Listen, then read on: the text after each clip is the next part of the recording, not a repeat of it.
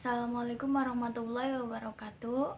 Saya Saidah Tunisa dengan NIM 230601900079 IPA 5D.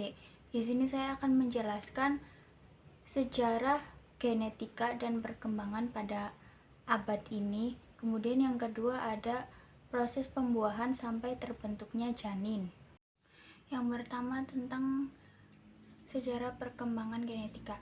Jauh sebelum teori pewarisan sifat ditemukan oleh Mendel, manusia telah berusaha mengartikan dan memahami bagaimana sifat-sifat diturunkan dari induk ke keturunannya. Konsep tentang pewarisan sifat ini sebenarnya sudah diketahui oleh peradaban manusia bahkan pada zaman Mesir kuno.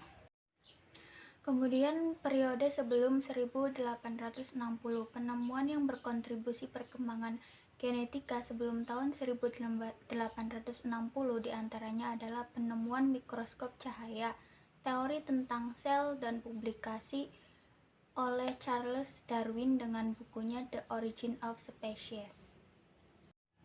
Kemudian periode 1900 sampai 1944. Para ahli menemukan teori tentang kromosom yang menyatakan bahwa kromosom merupakan untaian dari gen-gen. Pada masa ini pula dasar-dasar evolusi modern dan genetika molekuler berkembang. Periode 1944 sampai sekarang yaitu periode yang ditandai dengan ditemukannya konsep material genetik DNA dan genetika molekuler. Pada periode ini banyak ahli genetik yang melaporkan bukti-bukti penemuan mereka bahwa material genetik adalah DNA bukan substansi lainnya.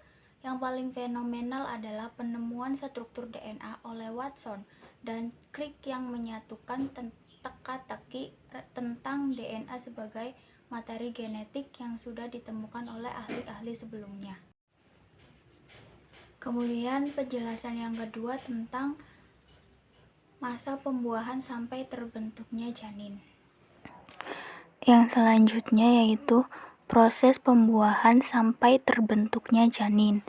Seperti kita ketahui, sebuah awal kehamilan akan terjadi jika terjadi pembuahan pada sel telur oleh sperma. Namun, sulit untuk mengetahui kapan tepatnya proses pembuahan itu bisa terjadi. Oleh karena itu, para dokter menggunakan perhitungan awal kehamilan pada hari terakhir menstruasi.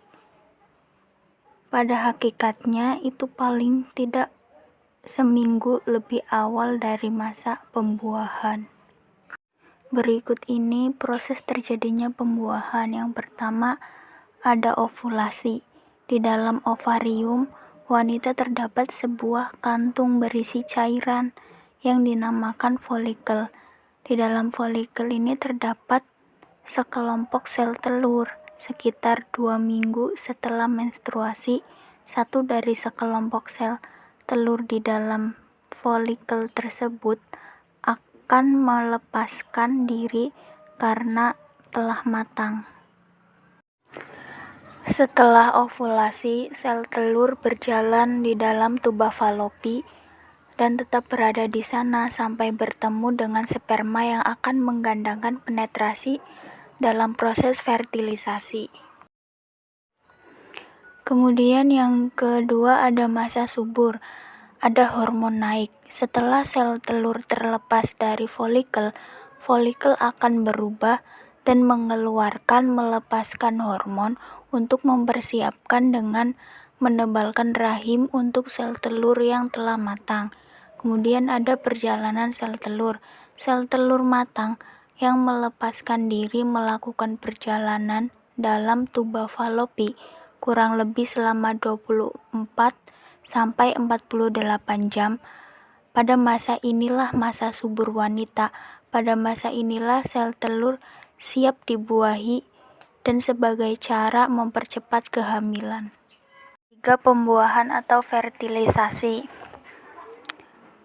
Yang pertama, tidak berhasil dibuahi. Jika selama dalam tuba Fallopi tidak ada sperma yang membuahi sel telur, maka sel telur akan berjalan terus ke uterus. Hal ini mempertipis kembali lapisan rahim dalam dan menyebabkan hormon kembali normal. Dari sini periode menstruasi Anda akan berulang kembali. Kemudian sel telur berhasil dibuahi. Jika ada sperma yang berhasil masuk dalam tuba Fallopi dan berhasil membuat sel telur, maka sel telur akan segera berbuah dan tidak akan ada lagi sel sperma yang bisa membuahi. Jadi hanya satu sel sperma, dan pembuahan ini akan langsung terjadi proses pembentukan gen dan bayi, termasuk penentuan jenis kelamin laki-laki atau perempuan. Jika yang dibawahi sel sperma adalah kromosom Y, maka bayi Anda laki-laki. Jika yang dibawa kromosom X, maka bayi tersebut berjenis kelamin perempuan. Bila sel sperma bertemu dan menggandakan penetrasi sel telur, maka terjadilah sebuah proses pembuahan atau fertilisasi. Proses fertilisasi memerlukan waktu sekitar 24 jam. Setelah proses fertilisasi, terjadi perubahan pada permukaan sel telur untuk mencegah terjadinya penetrasi oleh sperma lain. Saat penetrasi, proses genetik telah berlangsung sempurna termasuk dalam hal jenis kelamin mudikah. Kemudian yang keempat ada implantasi. Setelah sel telur berhasil dibuahi, maka sel telur tersebut akan berjalan ke dalam rahim. Disinilah proses implantasi terjadi, di mana sel telur terbuahi tersebut akan menempel pada dinding rahim. Pada proses penempelan ini, ada beberapa wanita akan mengalami pendarahan yang disebut dengan pendarahan implantasi. Pada proses ini sudah dikenali ciri-ciri awal kehamilan. Kemudian perkembangan janin. Setelah proses implantasi, sejumlah sel berkembang menjadi plasenta dan sel lainnya menjadi mudika. Nah, di tahap inilah sudah terbentuknya janin atau perkembangan janin. Sekitar 3 minggu pasca ovulasi, mulai terjadi pembentukan otak, sumsum tulang belakang, dan jantung. Sekitar minggu kelima sudah terjadi detak jantung janin. Tali pusat terlihat setelah minggu ke-7. Mudika disebut sebagai janin setelah kehamilan 8 minggu atau sekitar 2,5 cm. Persalinan aterm terjadi pada kehamilan 40 minggu.